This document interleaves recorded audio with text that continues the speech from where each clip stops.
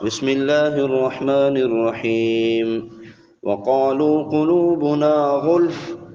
بل لعنهم اللہ بکفرهم فقلیلا ما یؤمنون۔ اور یہودیوں نے کہا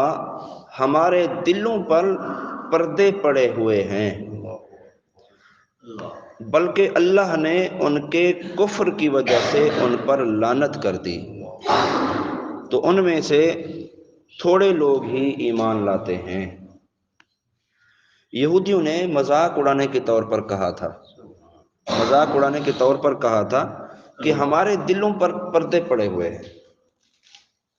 ان کی مراد یہ تھی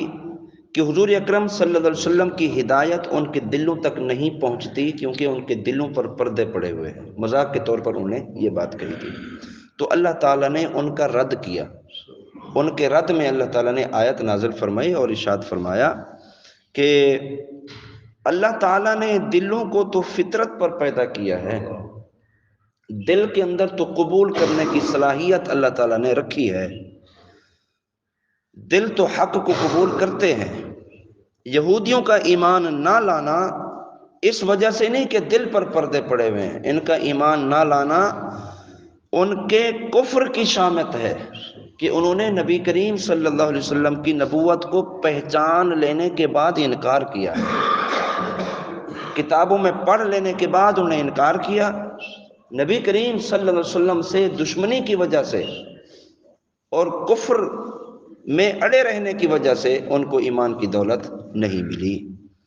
یہی وجہ ہے کہ اللہ تعالیٰ نے ان پر لعنت فرمائی ہے، ان کے کفر کی وجہ سے، نبی کریم صلی اللہ علیہ وسلم کی نبوت کو پہچان لینے کے بعد انکار کرنے کی وجہ سے اللہ تعالیٰ نے ان پر لعنت فرمائی۔ تو اس لعنت کا اثر یہ ہے کہ وہ لوگ حق کو قبول کرنے والی نعمت سے ہی محروم ہو گئے، ان کو حق لگتا ہی نہیں ہے۔ وہ حق کو قبول کرنے کی اللہ نے جو ایک نعمت ہے، اللہ تعالیٰ نے وہ نعمت ان سے لے لی، اس نعمت سے محروم ہو گئے۔ ورنہ دلوں کے اندر تو اللہ تعالیٰ نے صلاحیت رکھی ہے، دل تو قبول کرتے ہیں، اور اللہ تعالیٰ نے انسان کو فطرت پر پیدا کیا ہے، اور فطرت اسلام ہے۔ تو آج بھی ایسے لوگ معاشرے میں موجود ہیں کہ جن کے دلوں میں نبی کریم صلی اللہ علیہ وسلم کی عظمت اور رسالت سمجھنے کے معاملے میں پردے پڑے ہوئے ہیں۔ جہاں حضور پرنور صلی اللہ علیہ وسلم کی ذات کی بات آئے گی، نبی علیہ الصلوۃ والسلام کی عظمت و شان، مقام اور مرتبے کی بات آئے گی، تو لوگ ڈنڈی مار جاتے ہیں، نہیں بتاتے اپنے لوگوں کو،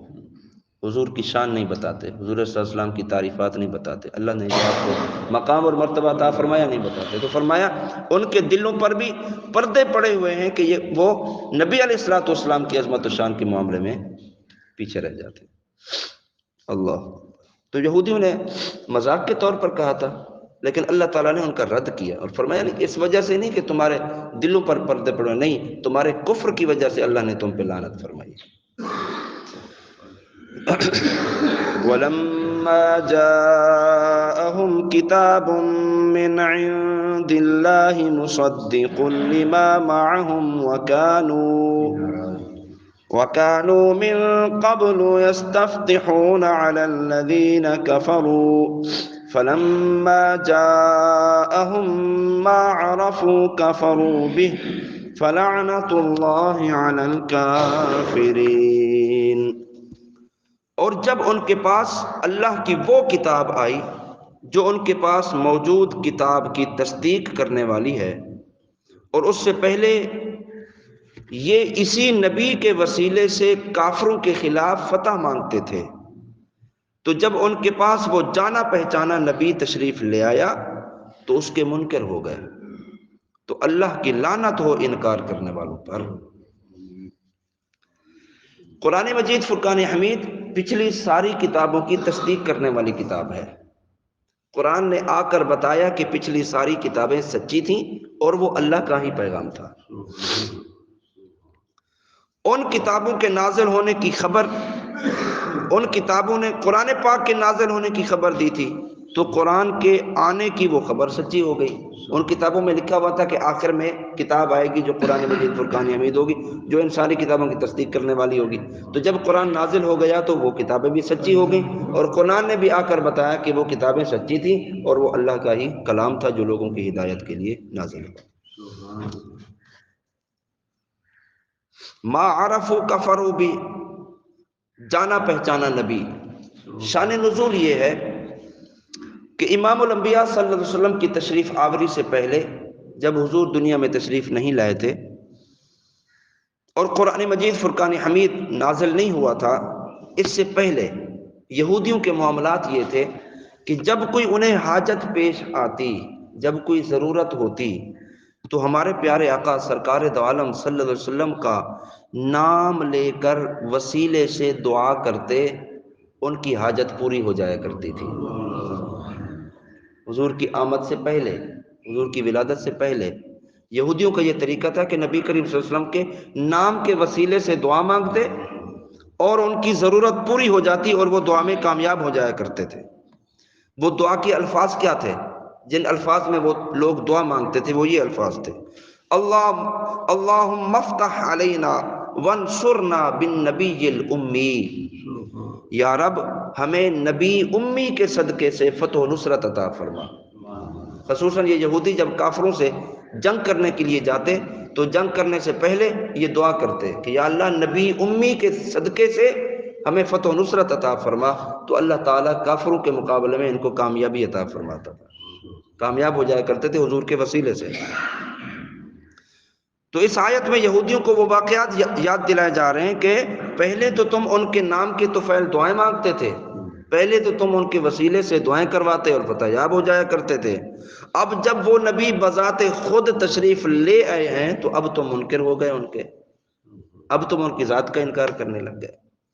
تو اس سے معلوم ہوا کہ دنیا میں تشریف آوری سے پہلے ہی حضور پرنور صلی اللہ تعالی علیہ وسلم آپ کے وسیلے سے دعائیں مانگی جاتی تھیں۔ حضرت آدم علیہ السلام کی توبہ قبول ہوئی پیارے نبی کریم صلی اللہ علیہ وسلم کے وسیلے سے۔ کئی انبیاء کرام نبی اکرم نور مجسم صلی اللہ علیہ وسلم کا ذکر خیر اپنے لوگوں کے سامنے کرتے، یہاں تک کہ حضرت عیسیٰ علیہ السلام نے تو خوشخبری دی، کہا کہ خوشخبری ہو تمہیں کہ میرے بعد ایک ایسا نبی آئے گا جس کا نام نامی اس میں گرامی احمد ہوگا۔ اور یہودی حضور صلی اللہ علیہ وسلم کے وسیلے سے دعائیں مانگتے اور ان کی دعائیں قبول ہو جایا کرتی تھی۔ تو یہ سلسلہ آپ صلی اللہ علیہ وسلم کی دنیا میں تشریف آوری کے بعد آپ کی ظاہری حیات مبارکہ میں بھی یہ سلسلہ جاری رہا کہ حضور کے صحابہ کرام حضور کے وسیلے سے اللہ سے دعائیں مانگا کرتے تھے، اور نبی علیہ الصلوۃ والسلام کے پردہ فرمانے کے بعد حضور اکرم صلی اللہ علیہ وسلم کی تعلیمات بھی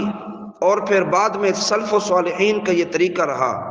اور یہ معمول رہا، اور یہ آج تک یہ سلسلہ جاری و ساری ہے کہ جو ہیں حضور کے سچے غلام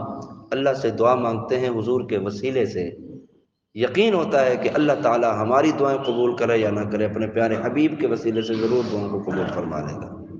تو نبی کریم صلی اللہ علیہ وسلم کے وسیلے سے اللہ تعالیٰ سے دعا مانگنا کہ یا اللہ اپنے محبوب کے صدقے سے ہماری یہ دعا قبول فرما، اللہ تعالیٰ ضرور قبول فرماتا ہے۔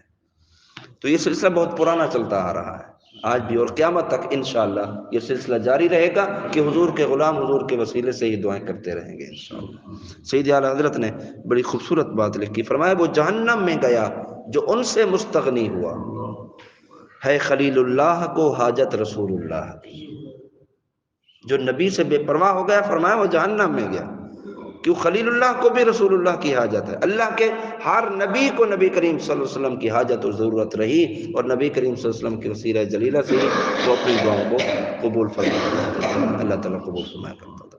تو اپنی دعاؤں میں خصوصی طور پر تنہائیوں میں اللہ سے جب دعا مانگتے ہیں